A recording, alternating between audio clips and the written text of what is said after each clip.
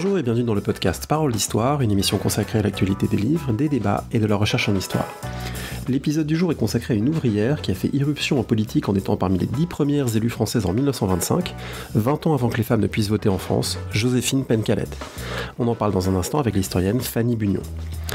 Quelques mots de programmation en cette fin de saison qui approche. Vous retrouvez tous les 15 jours le podcast Le Fil de l'Épée, co-animé avec Alexandre Jublin sur son fil Le Collimateur. Après le massacre de Nankin vendredi dernier, on parle prochainement de la guerre d'Espagne, puis des chevaliers teutoniques.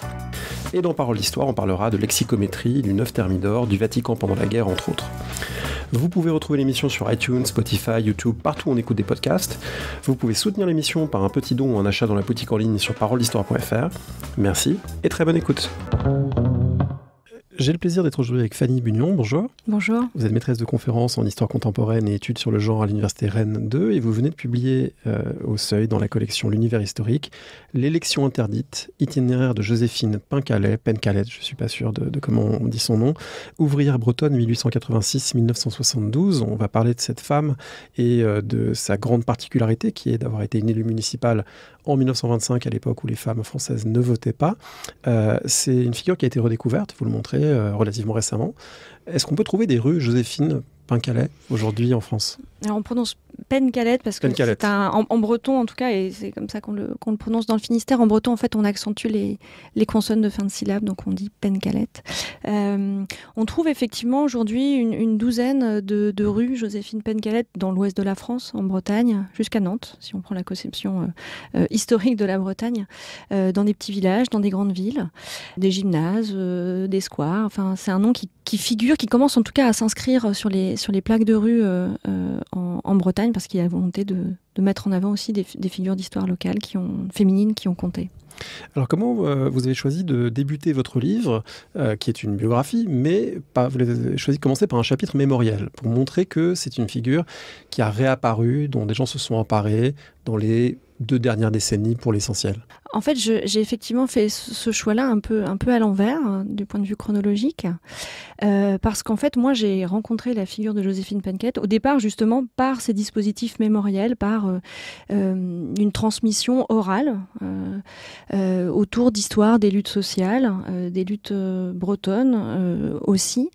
Et c'est comme ça que je suis arrivée, en fait, à cette recherche. J'ai mené une recherche en historienne, pour le coup, mais cette question de la mémoire, elle était toujours présente, et des mémoires aussi au pluriel, de différentes natures. Et si aujourd'hui son nom est davantage connu, c'est aussi parce qu'il circule, parce qu'il est aussi approprié, revendiqué par certaines personnes, certains groupes, dans certains contextes. Et que ce ne sont pas forcément des mémoires qui se connaissent, parfois ce sont des mémoires qui se rencontrent, mais pas nécessairement. Et que la mémoire, elle se construit à partir de ce qu'on connaît, mais aussi en projetant un certain nombre d'éléments. Et il y avait énormément de zones, en fait, d'ombre totalement méconnues autour de sa vie. Peut-être que son visage, sa photo était même parfois plus connue que son nom. Et donc j'ai voulu voir dans quelle mesure la mémoire rencontrait l'histoire, et comment aussi la mémoire avait un effet parfois déformé par rapport à la réalité des faits historiques. Alors cette mémoire, elle passe, vous le dites, notamment par un personnage qui est l'ancien maire de la ville de Douarnenez. Douarnenez. Alors là, c'est l'exception. Alors, on dit Pencalette, mais on dit Douarnenez. Bon, ouais.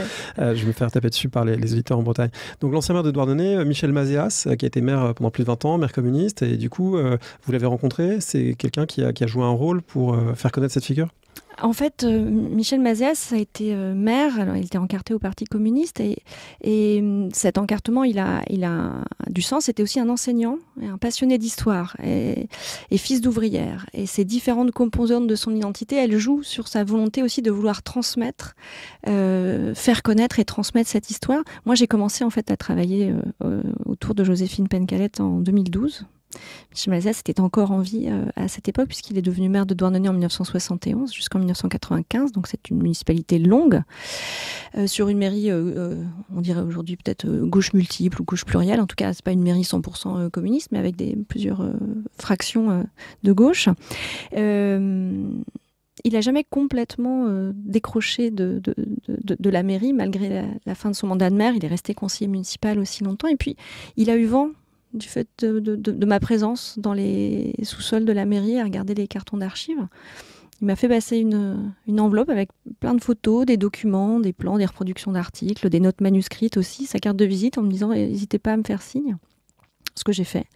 Et je suis allée à sa rencontre et il fait partie des artisans qui ont eu à cœur de faire émerger, faire connaître, en tout cas éviter qu'elle sombre dans l'oubli, cette femme qui est un symbole aussi des autres ouvrières et de la condition féminine ouvrière de sa ville, et plus largement qui éclaire aussi la condition sociale des femmes en France dans l'entre-deux-guerres. Alors votre livre est préfacé par Michel Perrault et on a envie de dire c'est une belle rencontre parce qu'effectivement elle a travaillé sur les ouvriers en grève, elle a travaillé sur les femmes, elle a aussi publié ce livre relativement récent sur Lucie Beau qui incarne ces deux identités. Jocelyne Pencalette, c'est un peu voilà, une Lucie Beau bretonne par certains côtés, en tout cas il y a des convergences vraiment avec ce sur quoi elle a travaillé. J'imagine que c'était important pour vous qu'elle écrive cette préface. C'est un immense honneur et pour moi ça avait un sens extrêmement fort comme vous l'avez rappelé, l'histoire des femmes, l'histoire ouvrière, l'histoire des luttes sociales. L'histoire des femmes aussi qui ont laissé peu de traces. Alors, moi, j'avais lu Mélancolie ouvrière, donc son récit autour de Lucie Beau avec énormément d'intérêt et d'émotion. Qui passe aussi d'ailleurs par une rencontre avec des érudits locaux qui lui transmettent des documents. Et on n'insistera jamais assez, notamment pour les étudiantes qui nous écoutent, sur le fait qu'il y a des ressources considérables dans plein de sociétés savantes, de cercles, de sociabilité, de gens qui portent des mémoires, etc. Et qu'il faut aller à la rencontre de ces gens quand on fait l'histoire contemporaine parce qu'il y a des trésors de ce point de vue-là. Tout ne figure pas dans les centres d'archives ou dans les bibliothèques universitaires. Il faut prendre le train, il faut prendre sa voiture, il faut prendre son vélo, il faut se déplacer, il faut aller à son téléphone, il faut aller à la rencontre en fait de ces érudites locales.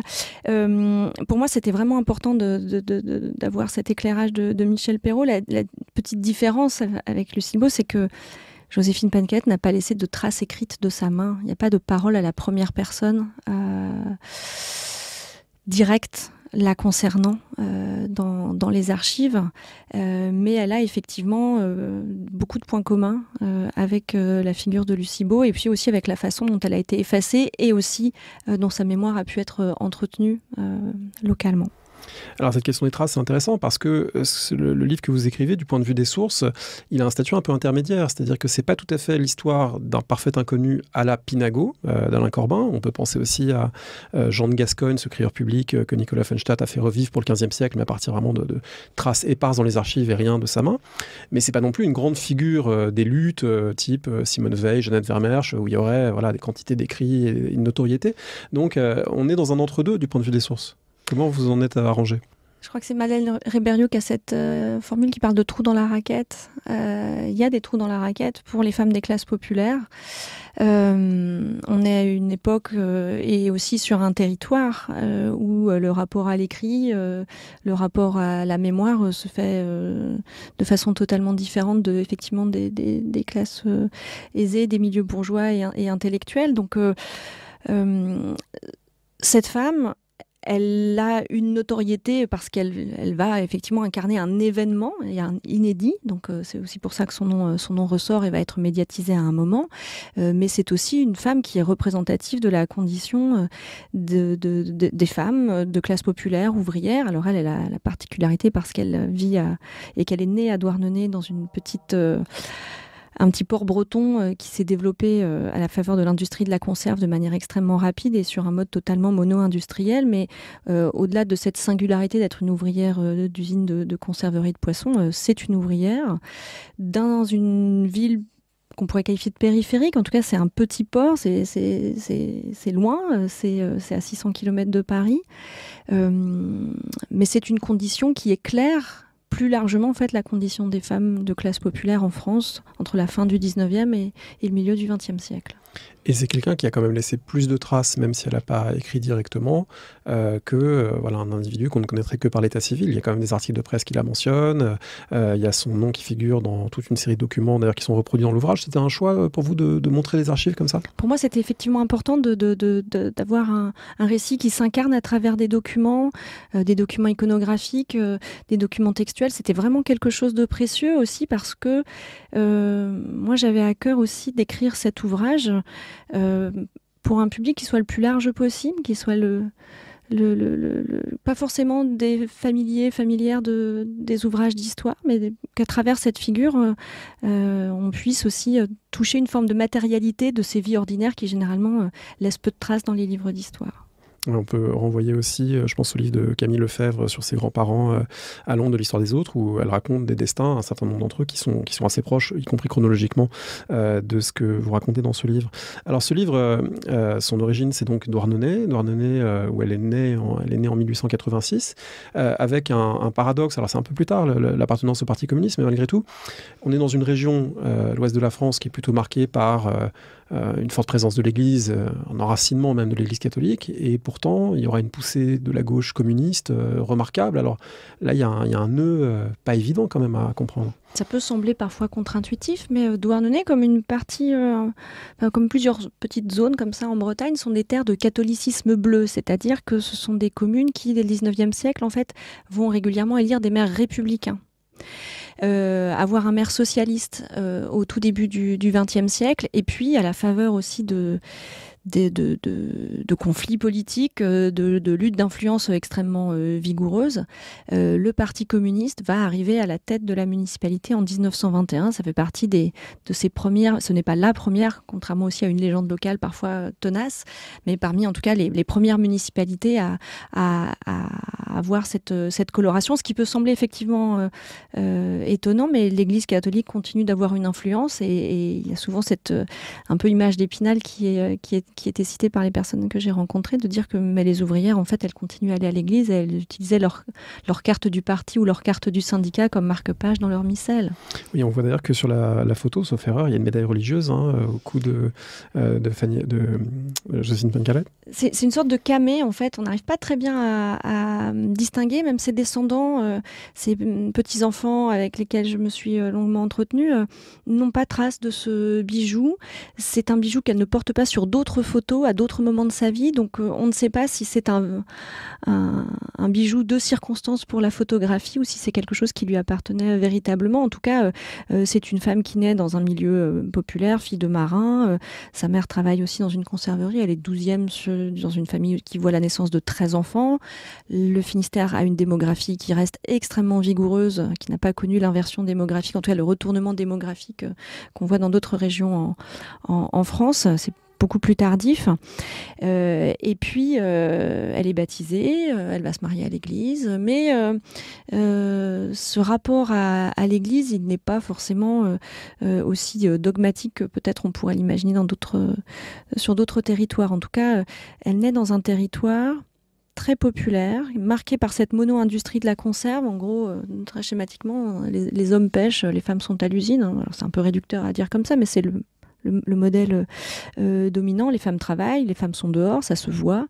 C'est pas un choix de travailler, c'est une nécessité. On travaille officiellement dès 12 ans. Les témoignages disent que c'est plutôt vers 9-10 ans. En tout cas, ça dépend des familles, du nombre de bouches à nourrir, là, pour le coup.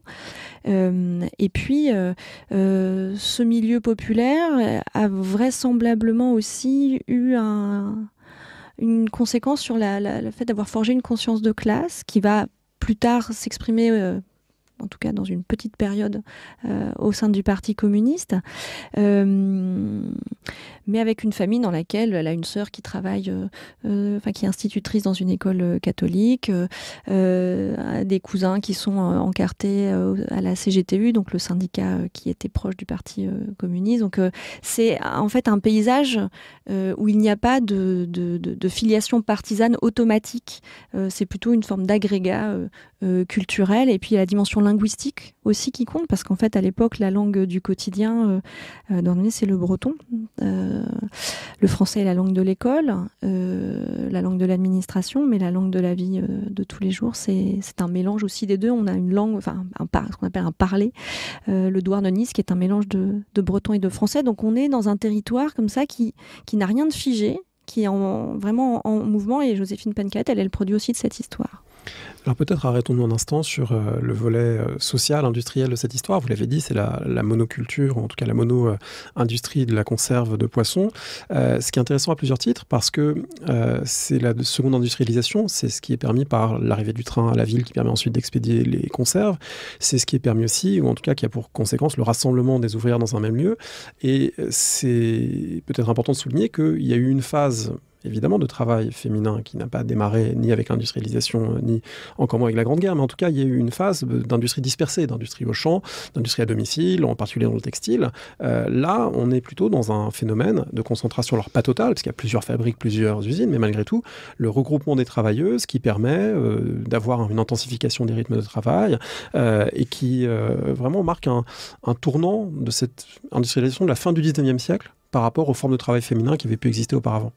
En fait, à Douarnenez, et comme dans d'autres ports du sud de la Bretagne, on a mis au point des méthodes de conservation, qui ne sont pas encore la conserve, mais en tout cas de conservation du poisson depuis déjà très longtemps, et qui se fabriquent plutôt à l'échelle familiale. Il y a des petits ateliers, parfois il y a quelques employés, mais en tout cas on n'est pas sur une dimension industrielle. En fait, on presse le poisson dans des barriques, et ça permet avec du sel, et ça permet de les conserver longuement, et ces barriques sont mis sur des bateaux, et voilà, il y a tout un commerce qui se fait sur la façade atlantique jusqu'en mer du Nord et en mer Baltique. Ce qui va changer, c'est la mise au point d'une invention d'un confiseur nantais qui s'appelle Nicolas Appert, qui met au point une technique qu'on appelle l'apertisation. Alors ce mot un peu barbare désigne en fait le fait d'avoir pu conserver dans un contenant et stériliser des aliments qui du coup se conservent. Alors au départ, il fait ça avec des bouteilles en verre.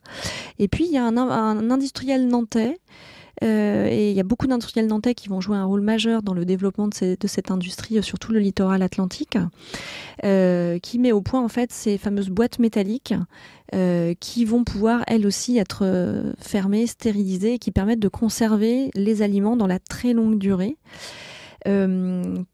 Donc c'est quelque chose qui va se développer avec beaucoup d'industriels, de familles d'industriels nantais qui vont souvent avoir plusieurs usines sur le littoral. Il y a aussi des petites fabriques artisanales. Et puis il y a une particularité, pourquoi Douarnenez et pas ailleurs, parce qu'il y a des fabriques aussi ailleurs, mais dans une proportion moindre, en tout cas une densité moins forte, parce que à l'époque on n'a pas de réfrigérateur, de congélateur. Le poisson c'est un produit frais extrêmement fragile, donc il faut le traiter là où il est pêché. Et la baie de Douarnenez, donc qui se trouve à la pointe sud du Finistère, est une baie très poissonneuse, très riche en poissons, notamment en sardines. Même si ça varie beaucoup, au grand désespoir des pêcheurs régulièrement. Alors, la première conserverie, elle voit le jour à Douarnenez en 1853. C'est la transformation en fait d'un atelier de presse en conserverie, mais avec des boîtes métalliques.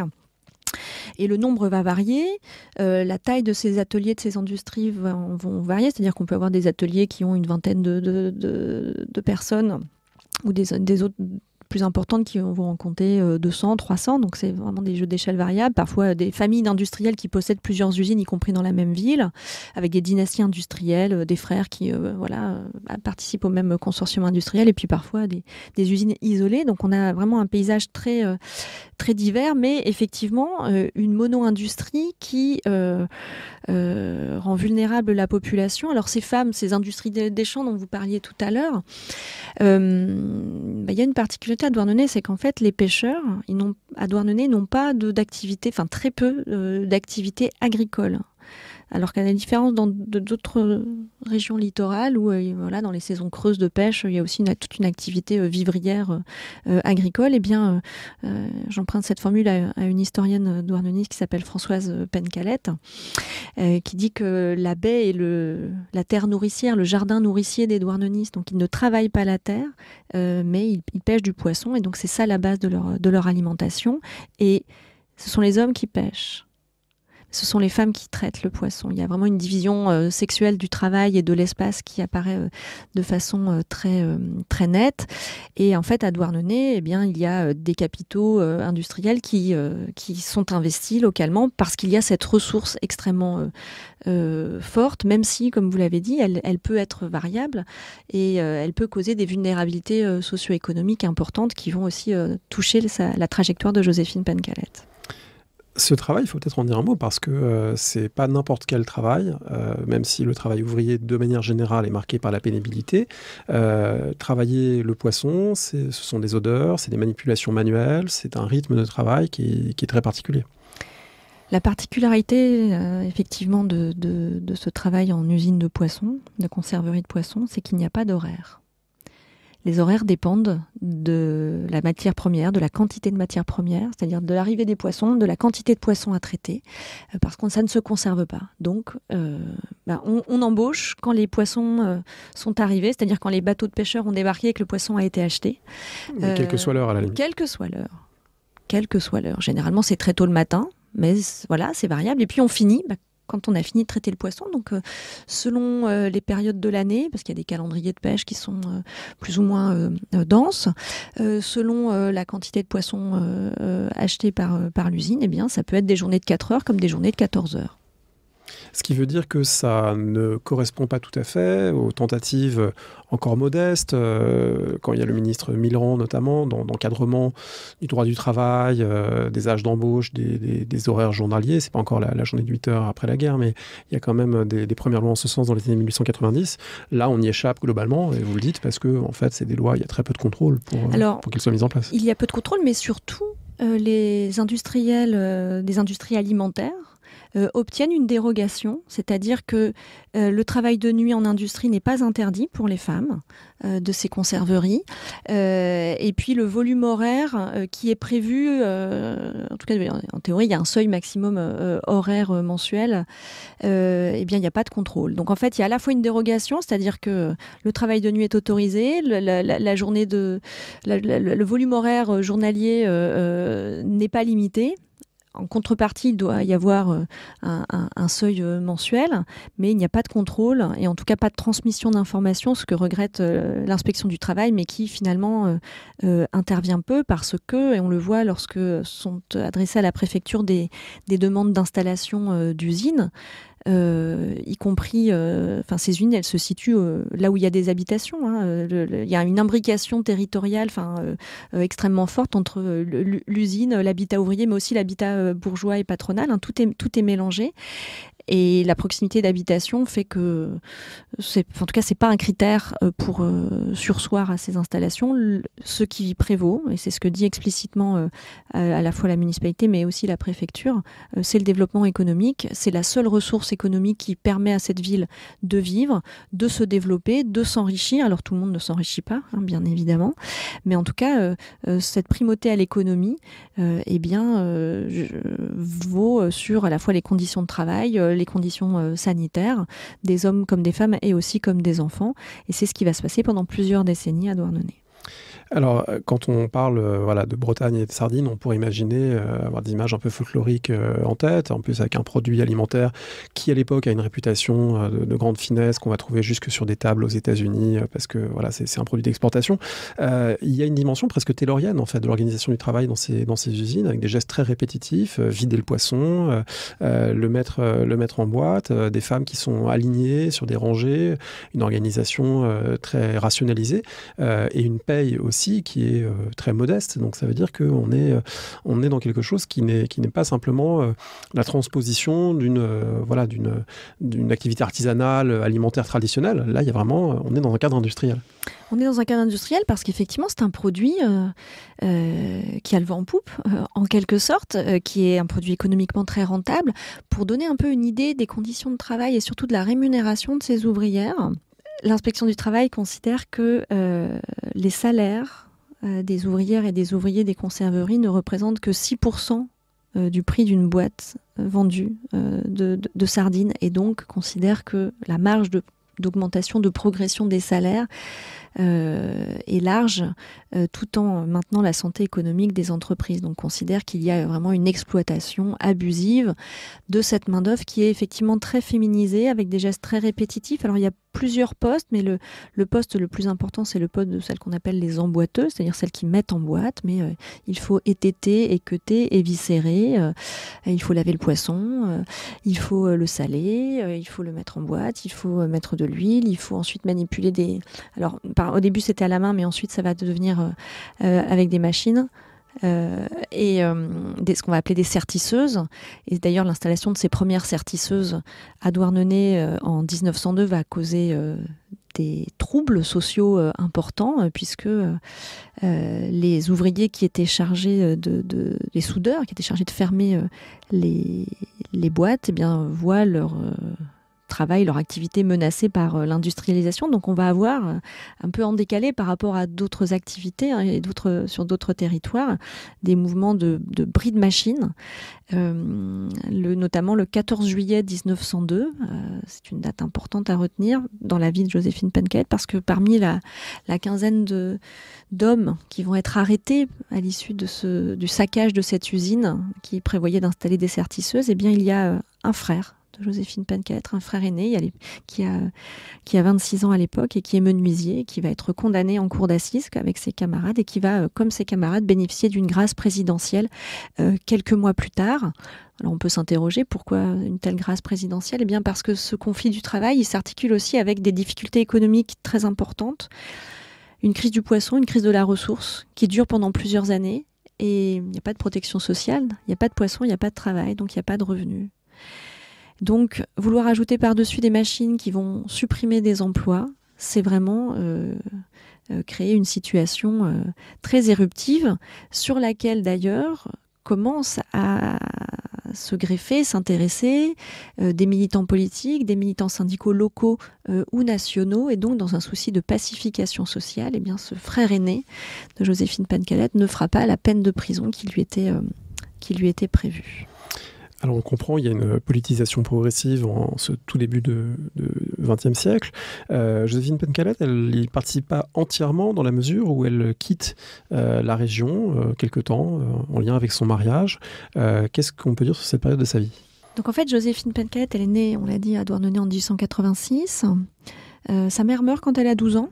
C'est quelque chose aussi d'important, je pense, dans sa trajectoire. Sa mère meurt à l'âge de 51 ans.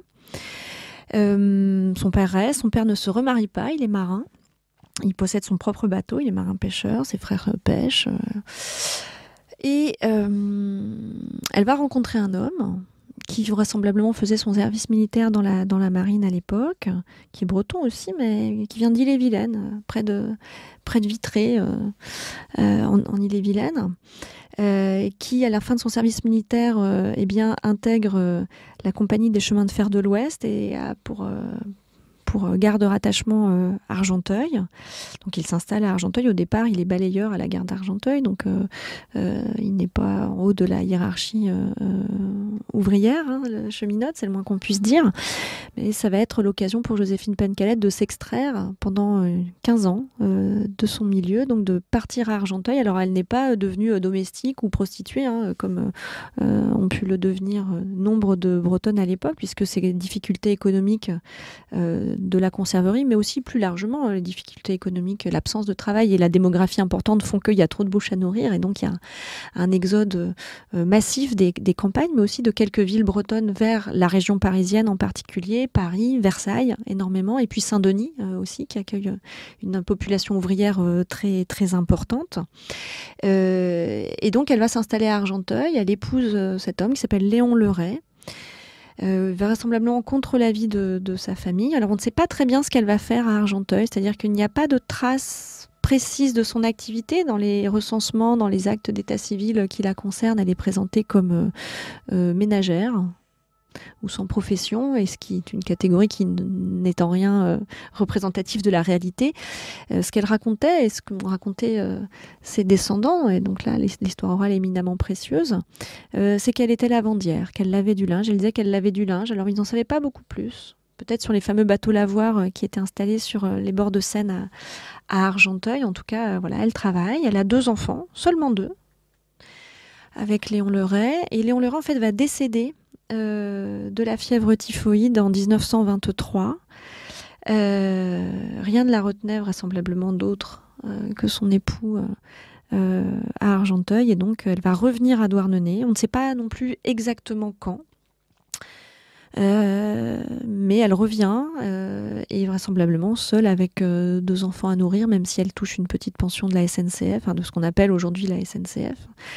Eh bien elle devient, ou elle redevient, parce qu'elle l'a vraisemblablement été avant, ouvrière d'usine. Et dans un contexte qui a changé, notamment parce que Douarnenez, on l'a dit tout à l'heure, a à sa tête une mairie communiste, enfin un maire communiste très intelligent, très actif, très énergique et qui vise non pas seulement à administrer politiquement une municipalité, mais aussi à faire un terrain d'expérimentation sociale et politique beaucoup plus large au-delà des murs de sa mairie.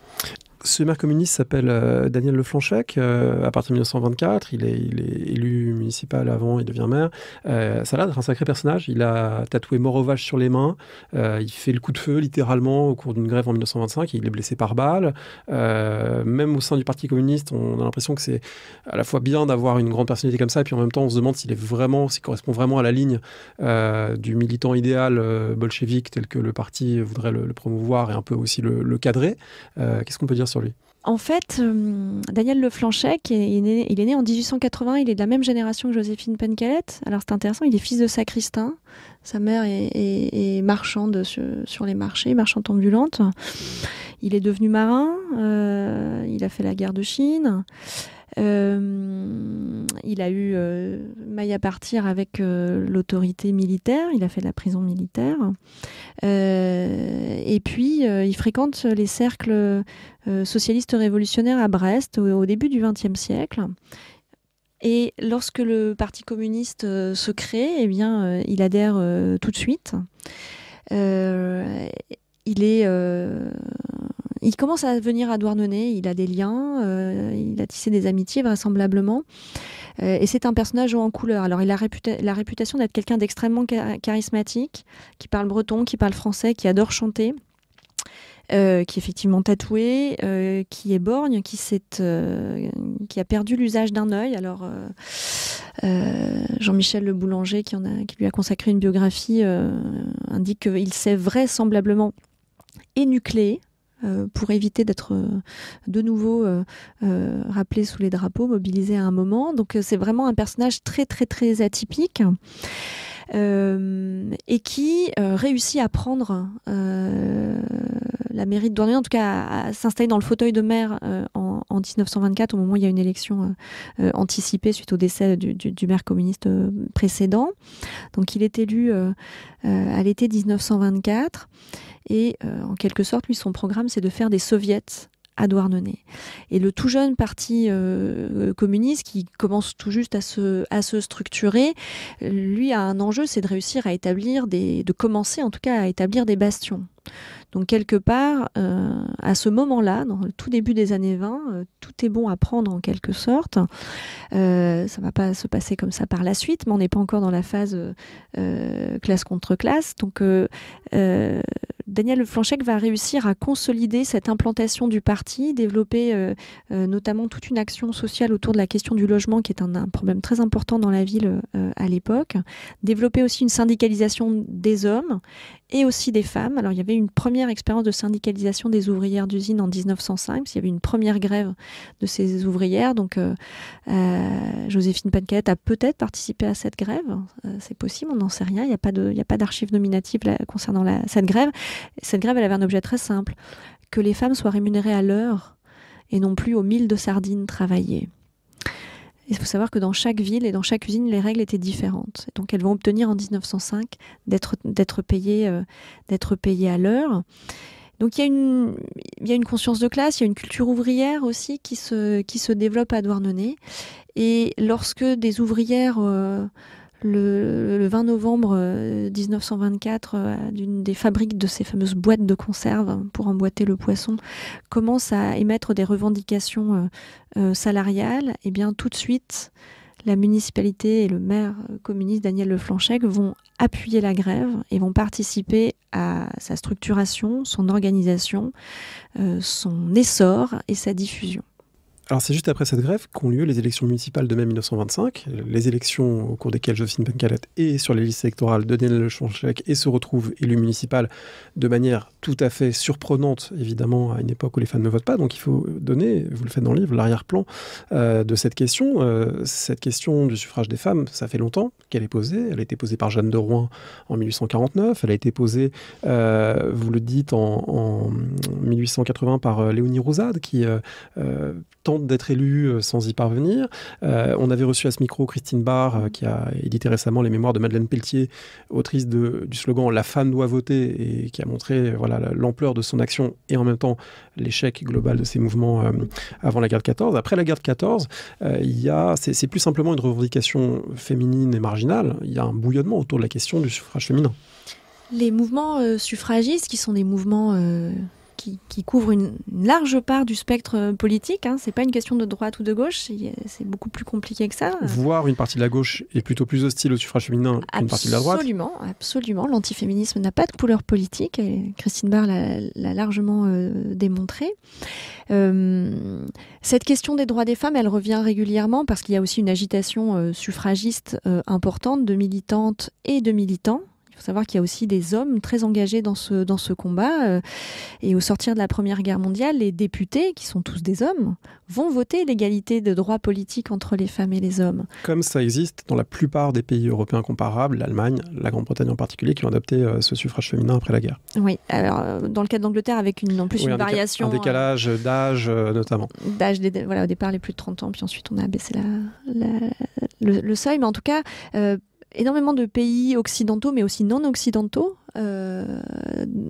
permettent aux femmes d'exercer les mêmes droits politiques que les hommes, mais pas en France, parce qu'il y a une volonté de blocage, il y a des inquiétudes. Alors les arguments, on les connaît, les femmes sont du côté de l'Église, les femmes sont du côté de la réaction, les femmes n'ont pas d'éducation civique, ça n'intéresse pas les femmes, c'est dangereux pour l'ordre social et pour la paix des familles. Enfin bon, ces arguments qui sont des arguments transpartisans, souvent un peu misogynes et résolument antiféministes, on les retrouve.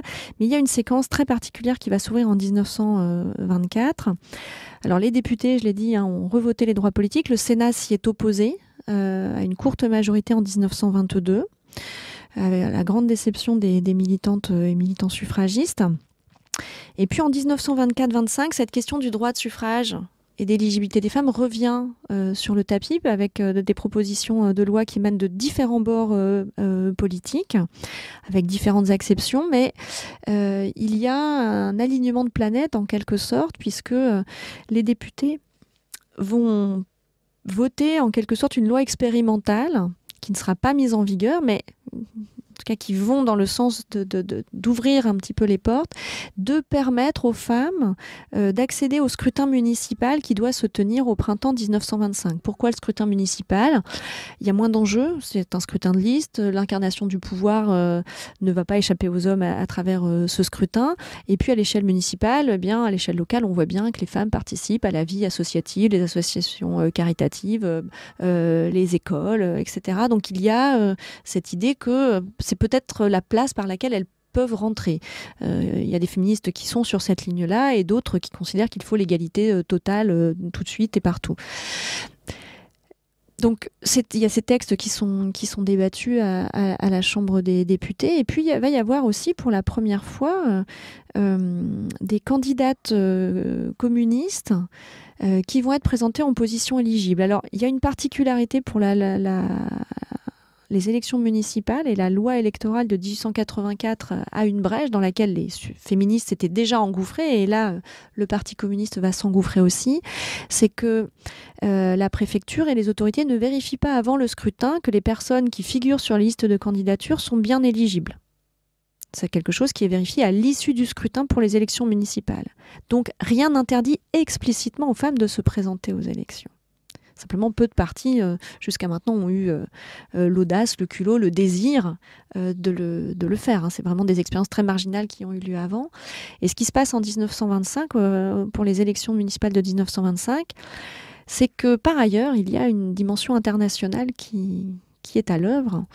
C'est que l'internationale communiste et son pendant pour la question des femmes, qui s'appelle le secrétariat féminin, qui est lui aussi basé à Moscou, par la main de Clara Zetkin, par la plume de Clara Zetkin, adresse une lettre qu'on retrouve dans les archives du Parti communiste français, qui sont conservées aux archives départementales de Seine-Saint-Denis à Bobigny, dans laquelle Clara Zetkin indique qu'elle a appris justement cette faille électorale et qu'elle considère que, en regard des idéaux du Parti communiste, du projet communiste, et aussi de la société et des ligues féministes bourgeoises, c'est comme ça que les appellent les communistes à l'époque pour les dénigrer, eh bien, il faut présenter des femmes aux élections puisque ce n'est pas interdit, pour, en gros, faire la démonstration de la mise en application de l'idéal communiste et d'égalité tel qu'il est affiché à l'époque du côté des instances communistes internationales. Donc, ce contexte va permettre de présenter des femmes. Alors, au sein du comité central du Parti communiste français, cette consigne, elle est pas accueillie avec un très grand enthousiasme. On a en tout cas des transcriptions des discussions au sein du comité. Il y a des opinions qui reprennent les poncifs antiféministes, antisuffragistes habituels. Et puis d'autres. Alors il y a une seule femme qui siège au comité. Et puis sinon, d'autres voix aussi masculines qui considèrent qu'il faut le tenter. Il faut le tenter parce que le Parti communiste aurait tout à s'enorgueillir de réussir à faire élire des femmes et d'être le premier à réussir à le faire. Et que ce serait aussi une manière d'attirer vers le parti les masses féminines. Donc il y a aussi une dimension de propagande à travers cette démarche-là. Et donc c'est dans ce contexte-là que Joséphine Pencalette arrive. Alors c'est pas la seule à se présenter aux élections. La consigne en fait de Moscou, c'était de présenter des femmes dans toutes les municipalités.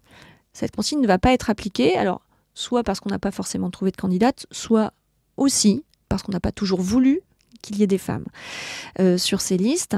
Et être sur cette liste ne veut d'ailleurs pas forcément dire rencontrer l'adhésion des électeurs qui restent les hommes. Je prends un exemple qui est toujours très frappant, c'est celui de Bordeaux. C'est une femme qui est tête de liste, Jeanne Laboirie. Alors Bordeaux n'a jamais eu, en tout cas, n'a jamais été en situation au début du XXe d'être prise par le Parti communiste.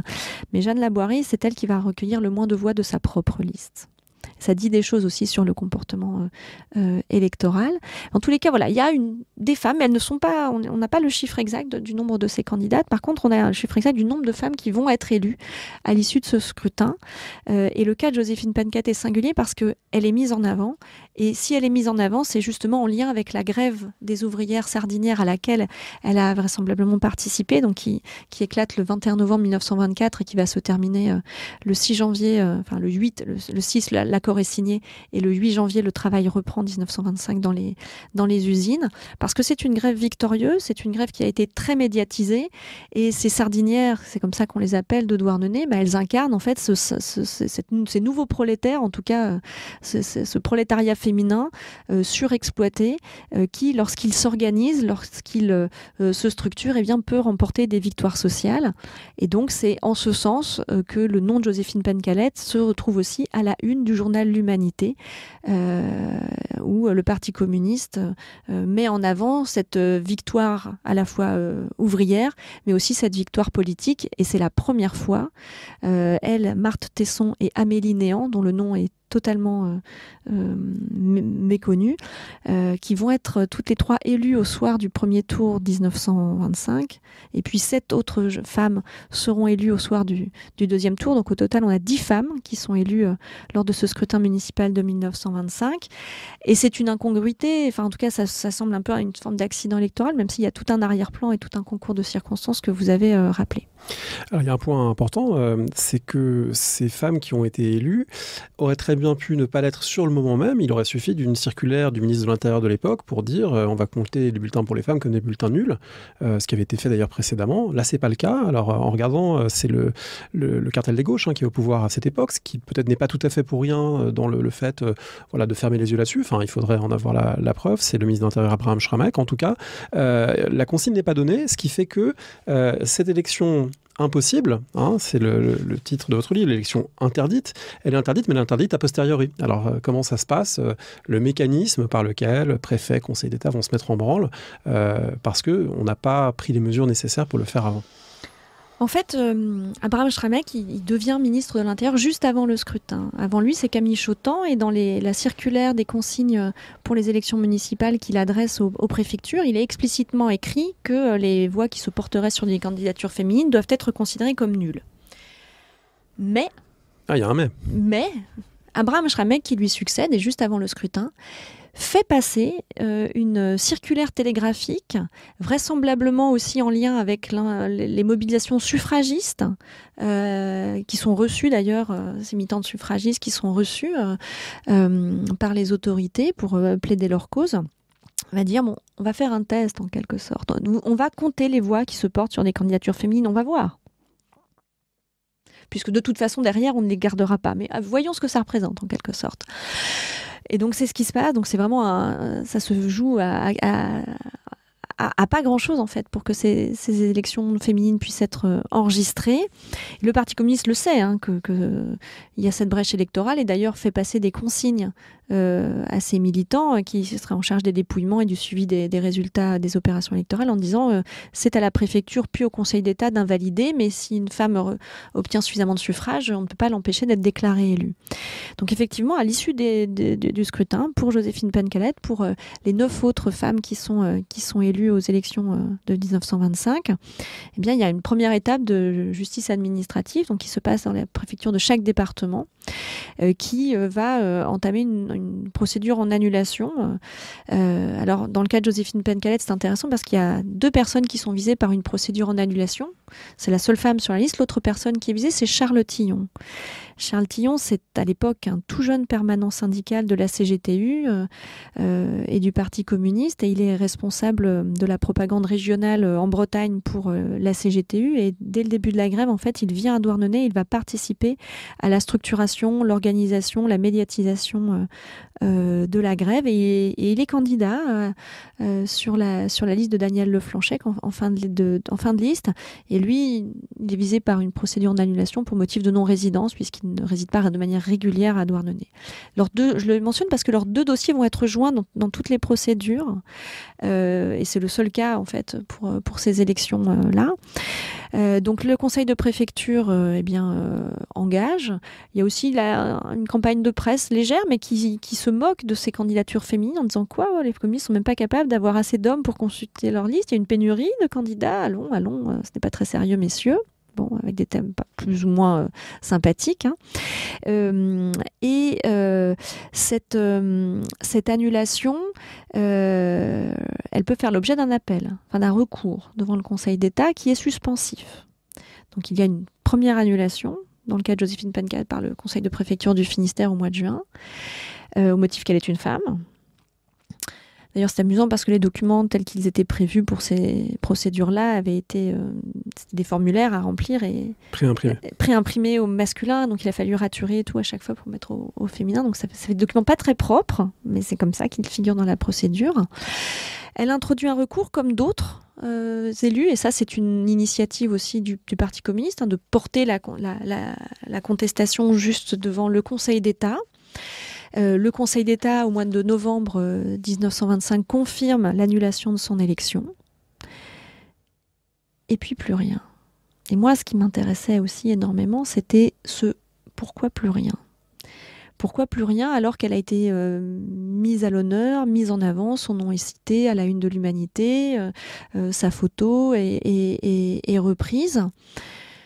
Et ça m'a surprise parce que dans les archives du conseil municipal de Douarnenez, dans les registres des délibérations, il y a pas mal d'épisodes de conflits, de confrontations avec la préfecture sur des choses qui peuvent nous faire sourire aujourd'hui, mais qui montrent qu'il y a une volonté de confrontation avec les institutions de l'État pour les contester et d'essayer de faire son petit soviet à Douarnenez.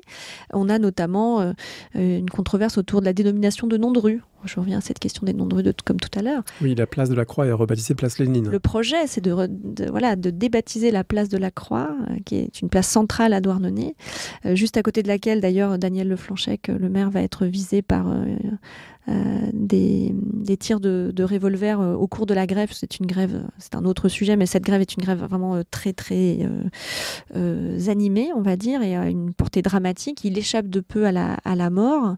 On pourra revenir après, si vous voulez, sur cet épisode, mais la place de la Croix en faire une place Lénine, baptiser une rue Eugène Potier, baptiser une rue Louise Michel, et à chaque fois la préfecture s'y oppose au motif que c'est un trouble à l'ordre public.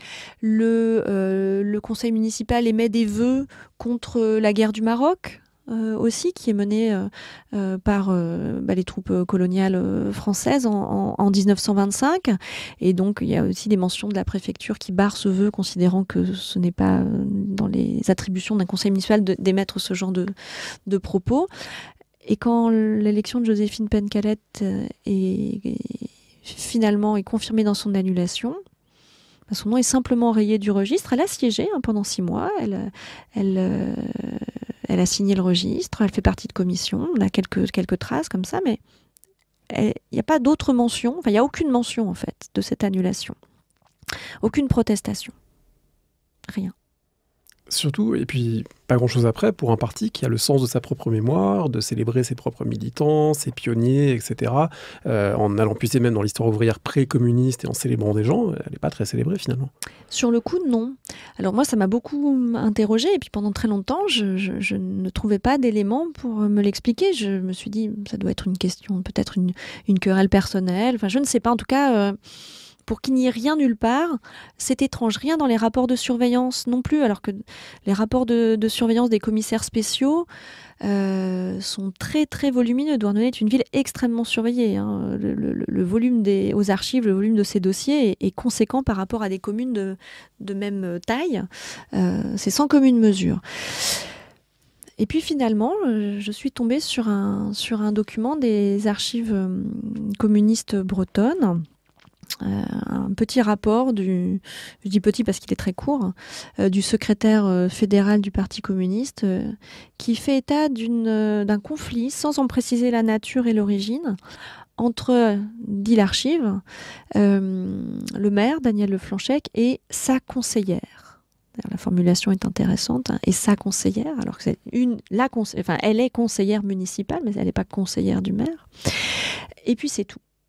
Quand l'annulation est annoncée publiquement au cours d'un meeting, on annonce donc son annulation et celle de Charles Tillon en même temps, puisque toute la procédure a été jumelée. Et le maire nous dit, en tout cas le rapport de police, qui généralement sont extrêmement précis, eh bien le maire fait l'éloge de Charles Tillon, mais il n'y a pas une seule mention dans l'archive concernant Joséphine Pencalette.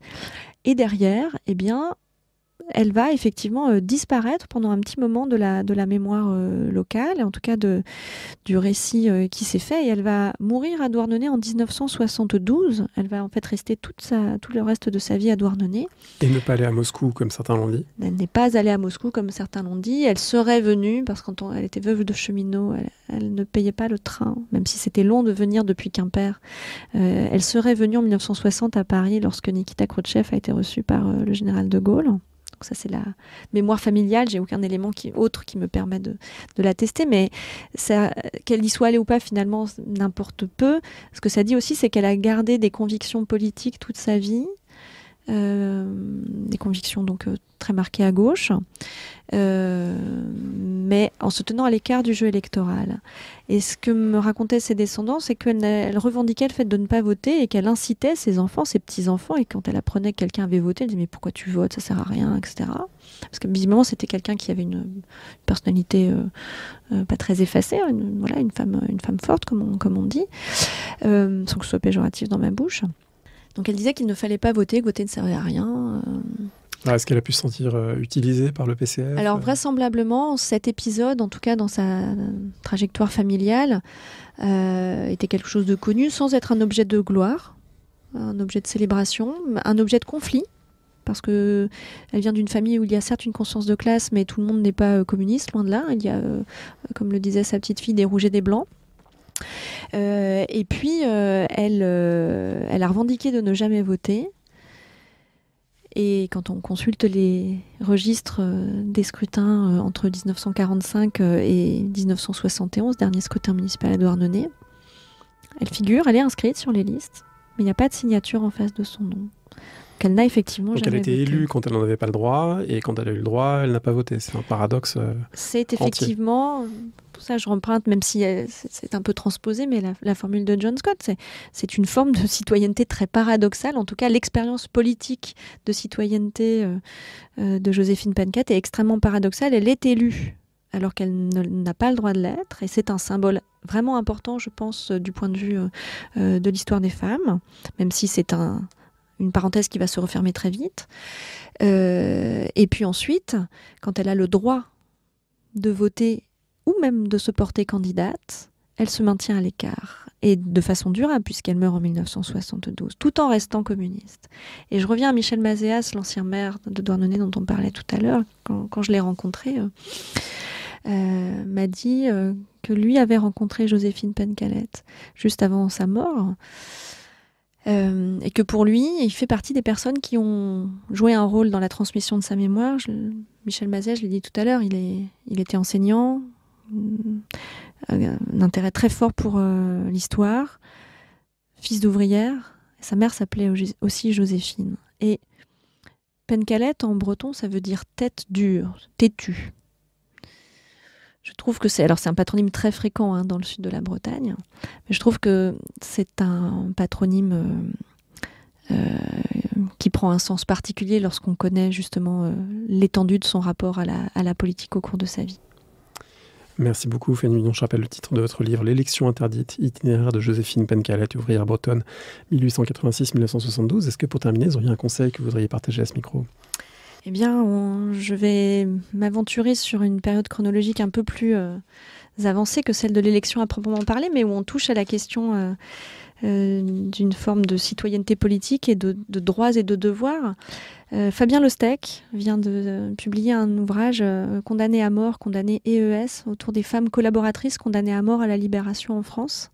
C'est un ouvrage que je recommande, publié aux éditions du CNRS. Ouais, beau livre, belle thèse, avec un dépouillement d'archives absolument massif, 60 dépôts d'archives départementales notamment. C'est très impressionnant pour des vrais résultats, à la fois très, très subtils dans la lecture de ces trajectoires et des résultats chiffrés aussi très solides. Donc les deux, c'est subtil et solide à la fois. C'est vraiment un livre qu'on peut conseiller pour cette sortie de guerre, de Deuxième Guerre mondiale. Merci beaucoup. Merci. Merci d'avoir écouté l'émission. Rendez-vous sur le site parolehistoire.fr pour retrouver l'intégralité des épisodes et des séries thématiques. Rendez-vous également une semaine sur deux le vendredi avec Alexandre Jublin sur le fil du collimateur pour le podcast d'histoire de la guerre et des conflits armés, Le fil de l'épée. N'hésitez pas à laisser une note ou un commentaire sur le podcast, notamment sur iTunes ou Spotify. Et à bientôt pour un nouvel épisode.